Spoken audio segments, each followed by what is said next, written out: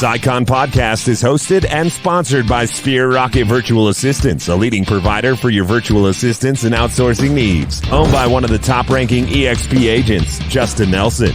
Sphere Rocket VA provides a one-stop virtual staffing solution for business owners, and we specialize in helping business owners grow their business by leveraging through virtual assistants. Trusted by the top names in the real estate industry like Kyle Whistle, Andrew Franklin, John Kitchens, and many more. Get ready to up your success and we'll help you achieve your business goals. Book your free consultation at sphererocketva.com and find out how we can make your life easier. Hello. Welcome back to another episode of the Icon Podcast, special 99th episode of the Icon Podcast, brought to you by Sphere Rocket VA. We have Jonathan Greene with us. Thanks for having me. Pleasure to be here. Yeah, super excited to get to know you, Jonathan. And I guess the best place to start is all the way back at the beginning. So who are you? Where are you from? And how did you find yourself in real estate? Great. So I grew up in Brooklyn Heights, New York. I've lived all around the places, but I grew up as a child going to foreclosed homes with my dad. My dad was an attorney, which is my prior career as well. So I grew up in and around real estate investing. So I've been investing my whole life. I've been licensed for now probably close to 10 years. And it's been an interesting ride. I think when I got my license, I already knew a ton about real estate. So it was a little bit easier for me to transition into real estate than others who come in without a full background. So that's how I got into it. I've been through other careers as an attorney, of course, for 10 years, and then in the art world for 6 years, and then in teaching, and then into real estate. Okay, really cool. Kind of been all over the place, but in the best way, which is awesome. And Jonathan, how did you come across EXP? So real estate has been in your life for a while now, but how did you find EXP? What stood out about it? What drew you here? I was actually the third agent in all of New Jersey. So I was pretty much on the OG track in the original days. At some point I left and then I came back. And I came back because I frankly can make the most money and run the best team at EXP. I have a lot of leverage to run kind of like a mini brokerage under the umbrella of EXP. And because we're efficient and streamlined in our team organization, we don't really require a ton of support, but EXP provides that on the back end when we need it, but gives me a lot of freedom to do what we want and to, coordinate our double branding. But to make more money here than anywhere else. I've worked for 3 other brokerages, and my agents can make more money on the team as they use the trickle down of the growth of the splits and the caps on teams. Absolutely. That's super smart. You like the scalability, you like the flexibility that EXP has to offer. But Jonathan, what makes you say, I love EXP and I am never leaving this place? Never say never to anywhere. I think that's the easiest thing to say. To me, brokerages are an umbrella. So, for someone who runs a team and teams, run at a higher leverage percentage of profit than brokerages, it's a different concept. So for me, I like the freedom that EXP provides me. But, all brokerages have upsides and downsides depending on what type of agents you're bringing in. And I think that we've just maximized how EXP works inside. So we work with whatever system we're working with, and we've definitely learned how to use the resources that are provided and then, to do the scaling inside of the brokerage. Yeah, absolutely. And, Jonathan, like we talk a lot about the scaling and, all the work that can be done with EXP and, building your personal brand and so much more. And obviously you're busy and you went to law school and you're changing careers and you're probably building a downline and you probably have a team and you're probably selling crazy houses because that's why you're on this show, because you have enough production to be an icon agent and so on and so forth. So Jonathan, how do you take care of yourself? How do you make sure that you're not experiencing burnout mode and you've got a decent work-life balance going? Great question, because I did reach burnout mode at another brokerage with another team and left the business for a year because I structured it incorrectly under the wrong brokerage. And it was Yeah, it was too much. I mean, I wasn't Mhm. practicing what I will tell you what would be my core things then. And then after I came back, while I was off on the break for a year, started meditating. So my day involves meditation, reading, learning, which can be either a ton of podcasts, obviously, that I listen to, Yeah. doing master classes, and anything that will make my mind move. And then, writing and quiet time away from real estate. I do a lot of walking, aimless walking, I Okay. call it, in nature. But real estate's a hot button business, so you do have to be on all the time. I've just created Mhm. a way of a mindful approach that maybe doesn't make sense to other people, but I don't answer my phone. Like, no one can call me. I will never answer unless I know that the call is coming and it's on my schedule. And that's because I'm a business person and I'm running Yeah. a big business. And when people call me, they're calling me on their time, but I can't take calls on their time. I can only take Right. calls on my time, or it will throw off, the way that I set my schedule. So, I definitely run at my own little diagram of how I like to do things, but it definitely works and it keeps me more mindful and attached. And now I know I can run, build, and scale without falling apart. And I've built out much more support on this team than I had on another team. So we're leveraged pretty well for me to eventually be out of production, but not now. And what a unique boundary to have, in an industry where you feel like you have to always have your phone, on your hip, attached to you all the time. Like, hello, you want to sell your house? Great, I'll be there in 5 minutes. And Well, I that's a good text. boundary.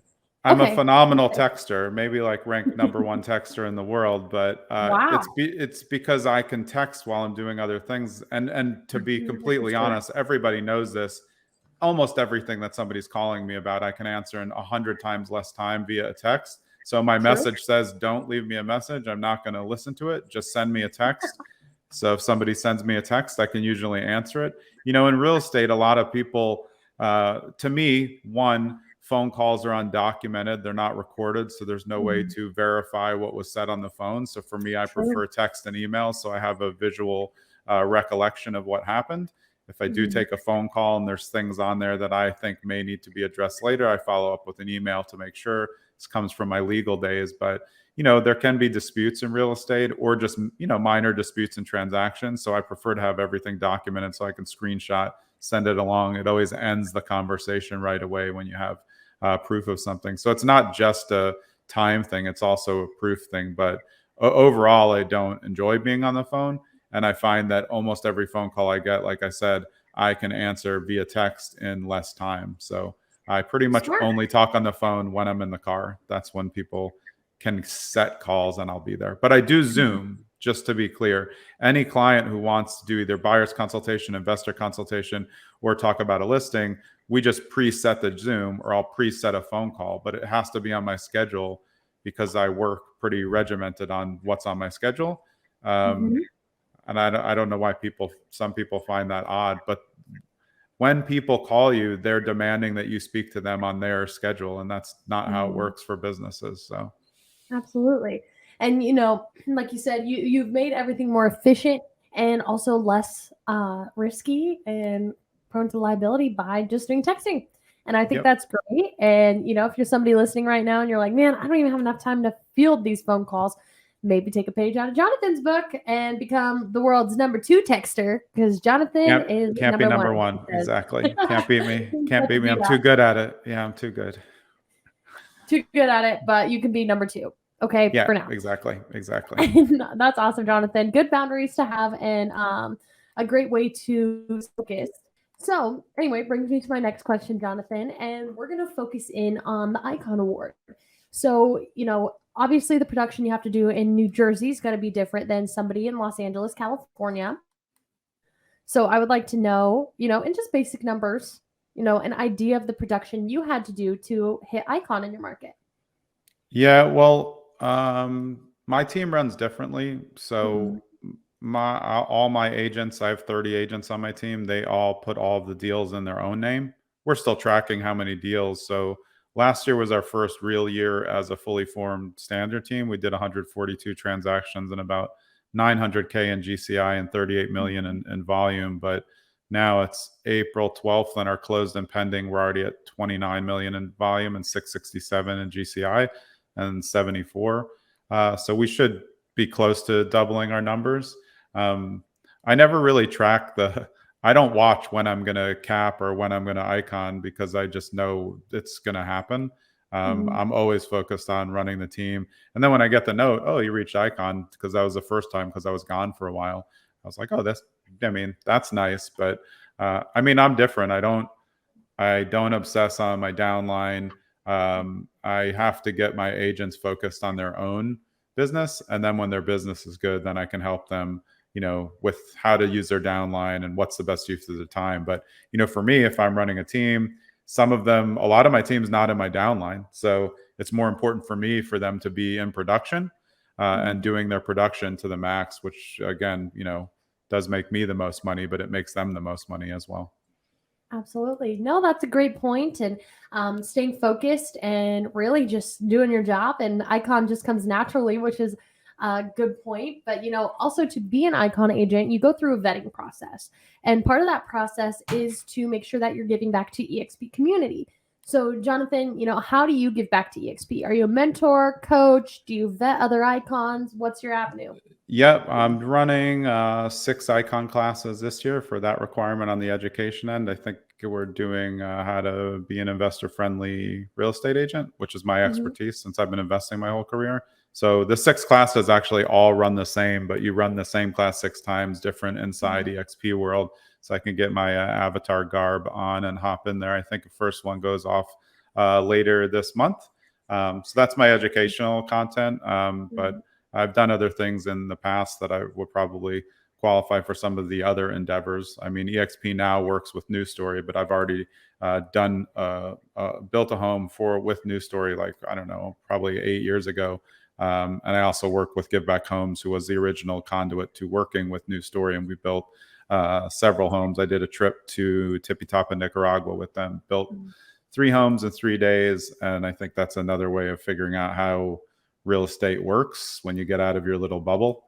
It makes it a little bit easier to come back and understand, how well our lives are running here. Wow, 3 homes in 3 days. They were small. Yeah. Still. I mean, I know obviously they don't have to be 3 to 5 bedroom and 7 bathroom homes. No. We were actually the homes in Tippy Tapa were only 3 walls. So we built on the 4th wall and then built a room onto that, which was the interior bedrooms. So we did that in 3 different locations in 3 days. But yeah, you have to stake the ground and build the foundation from scratch. That's really cool. Okay, awesome. So, what do you focus on in the lessons that you're teaching in EXP World? What are some just brief teasers on what you're going to go over this year? So if you look at your regular business as a real estate agent, if you're just talking about your traditional buyers and sellers, a buyer's going to buy and then they're going to sell in 7 to 10 years the home. So that's one deal every, maybe 2 deals within 10 years. If you do the follow-up. If you don't do the follow-up, you're just getting a buy deal. They're never going to call you back because you didn't follow up and build that relationship. When you work with investors, a good investor is going to do 6, 10 deals a year, because that's only 3 properties. If you work with flippers, so you're going to find 3 properties, buy them, they're going to flip them all, then they're going to give you listings. P.S. Those are all good listings because they're flipped. So you're looking at brand new listings. So investors are the ones who provide that kind of constant source of business. So every agent should have an investor in their database that they can rely on and that they can go do work for. Even if you're a part-time agent, if you say you could literally just have one good investor, you would need 0 other clients. And what we're always looking for as agents is, more leads. It doesn't work like that in reality. It's good for me as a team leader because I can give all these leads to my team members. But, investors are really the way that you can make consistent business. Imagine just working on only finding properties off market and on market for one investor. You know exactly what they want. If you find what they want, they're going to pay the money. You're going to get the deal. You're going to be able to vet the deal. But you do need to have the skills to go into the field and off market, on market, know how to assess rehab costs so that you can talk the talk with investors, which again makes it much easier for me. It is definitely harder if you're brand new to scale into that, but you do have to understand what they're looking for. Investors do not operate like regular buyers and sellers. They already know 100 agents. So if you just send them MLS listings, they don't care. So a lot of what will go on in the class is that.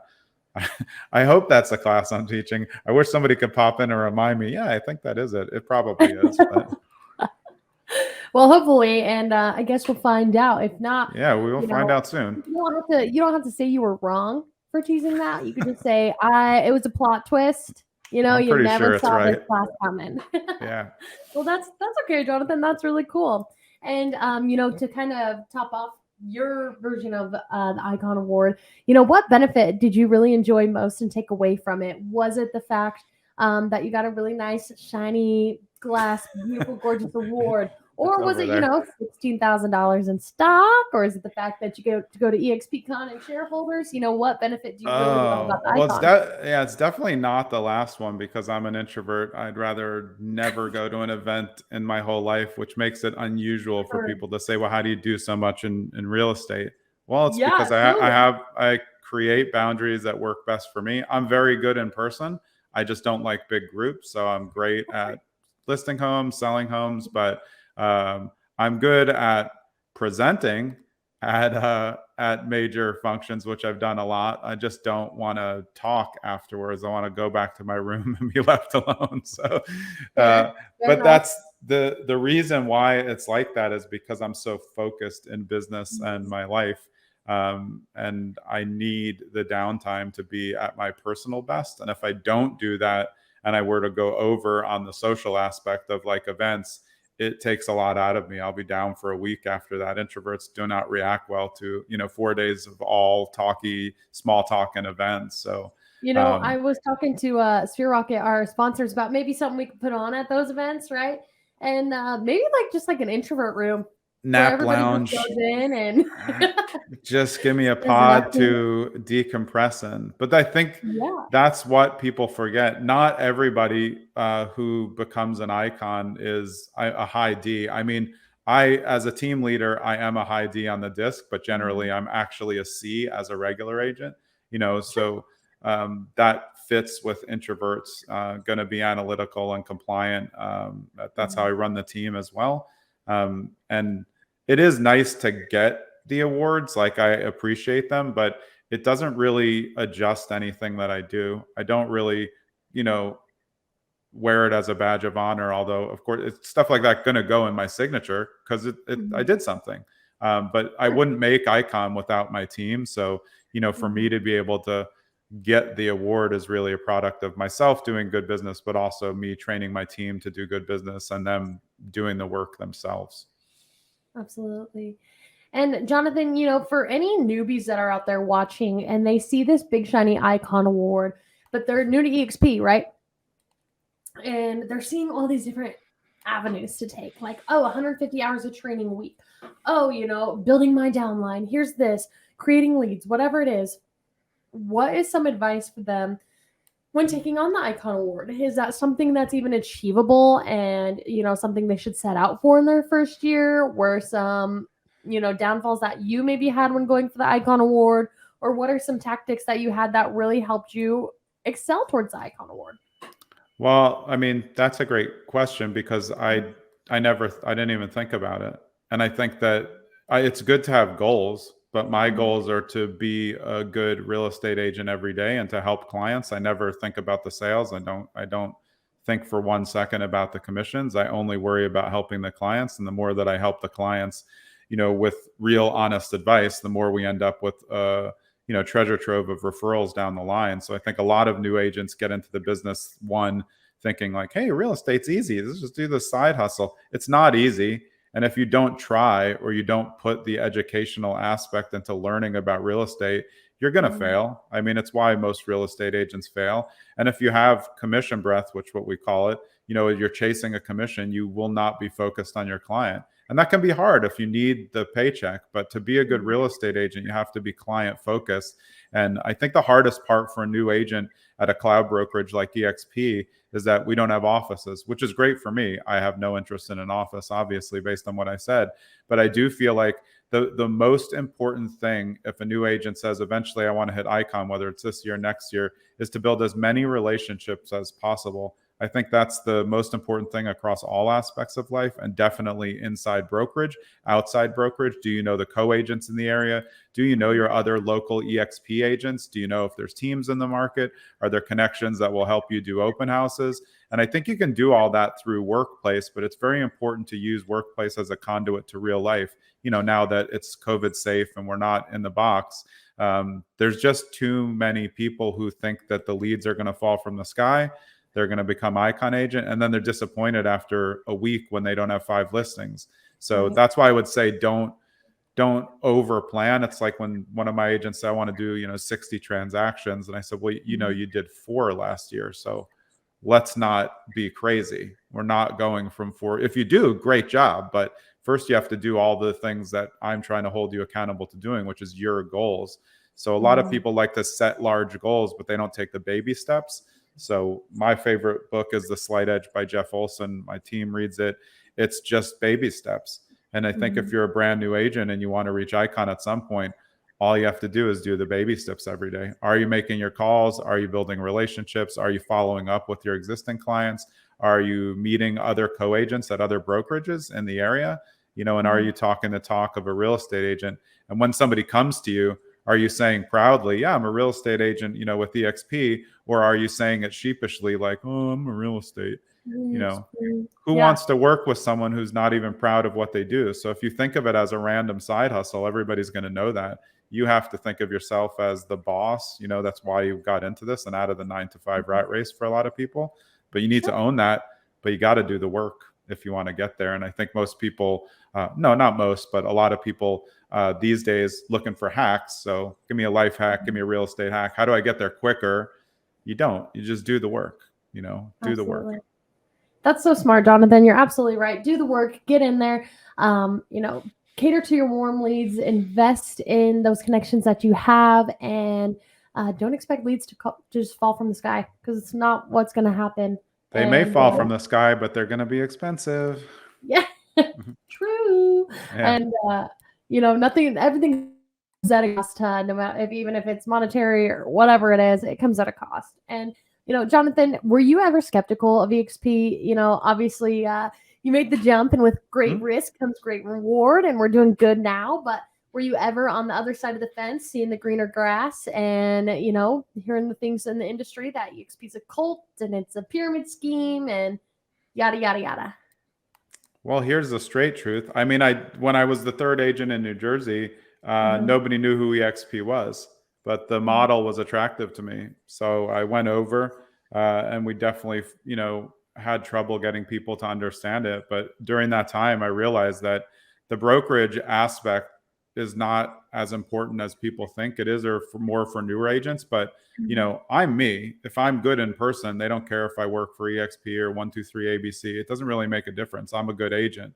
But what I did learn is that to set up the structure that I wanted to, I needed to do it under a brokerage that would be acceptable to the way that I want to run a team.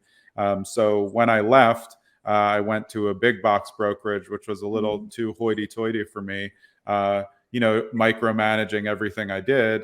And I needed to come back to a place that was more of a safe landing space for me. And that's why I came back. So the honest truth is EXP's outward reputation is earned by some out there.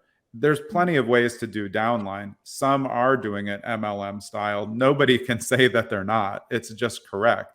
It doesn't mean that all of us are. So for me as a team leader and somebody who recruits, for my team at EXP, I do have to build around that. It has to be a dialogue that you understand and where you stack up against other brokerages and why we're not MLM, and why it's okay to say, look, some people do use it at MLM, but they're making money. So if someone wants to come here and just do recruiting, they're not making anything up. They're just using a framework that's there to do what they want to do. If that's not the way I want to do it, it's not a problem. But I do think this has nothing to do with EXP, but any brokerage, lots of them have downline, and trees.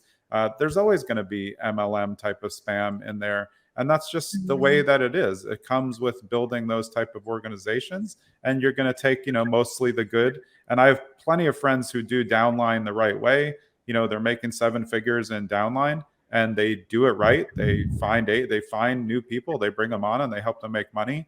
And I'm sure at some point we'll focus a little bit more on it. But like I said, most of my team's not in my downline, probably less than half. So I'm just kind of an anomaly on what I want. I want to train agents to be great and to help them reach their goals.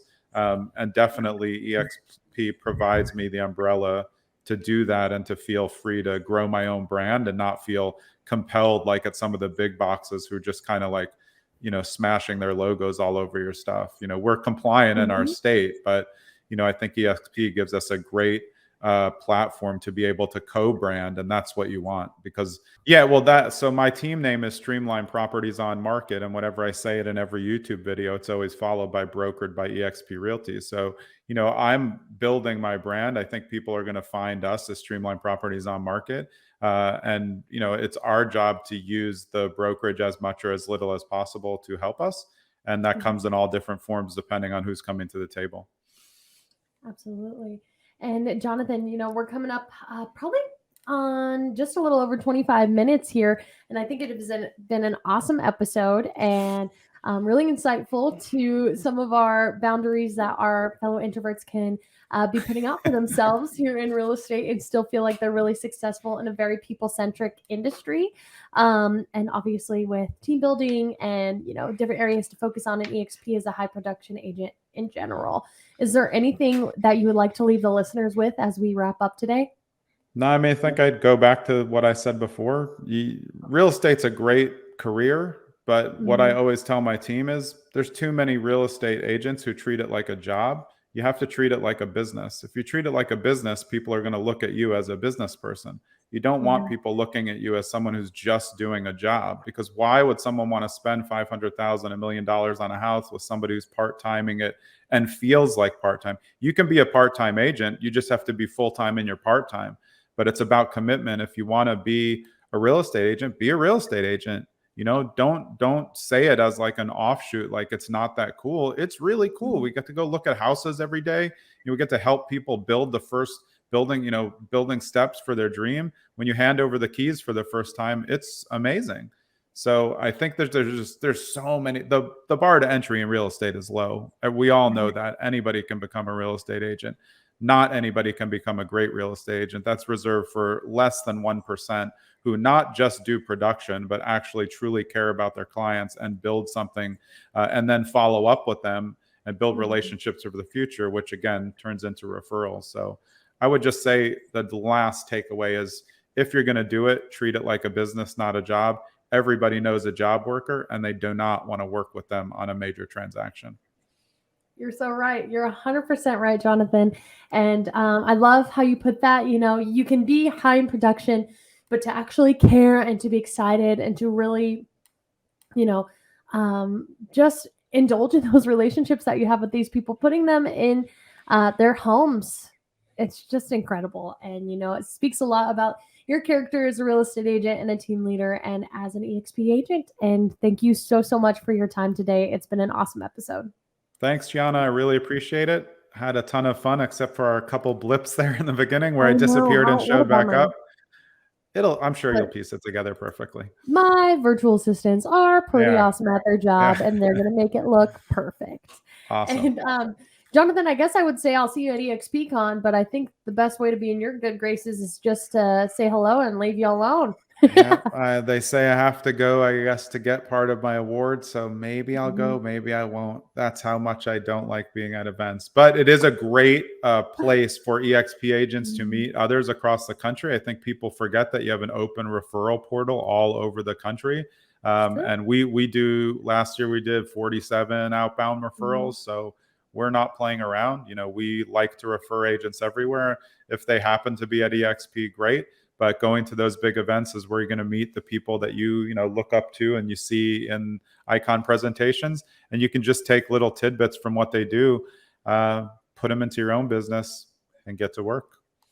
Absolutely, Jonathan. Really well said. Thank you so, so much for your time today, and I look forward to reconnecting with you soon. Thanks. Thanks, Jonathan. Bye-bye. Thanks. All right. See ya.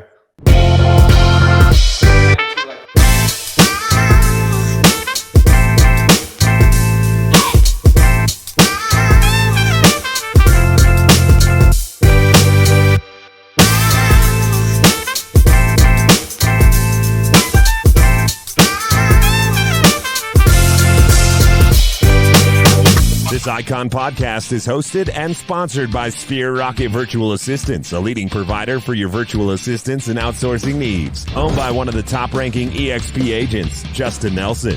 Sphere Rocket VA provides a one-stop virtual staffing solution for business owners, and we specialize in helping business owners grow their business by leveraging through virtual assistants. Trusted by the top names in the real estate industry like Kyle Whistle, Andrew Franklin, John Kitchens, and many more. Get ready to up your success and we'll help you achieve your business goals. Book your free consultation at sphererocketva.com and find out how we can make your life easier.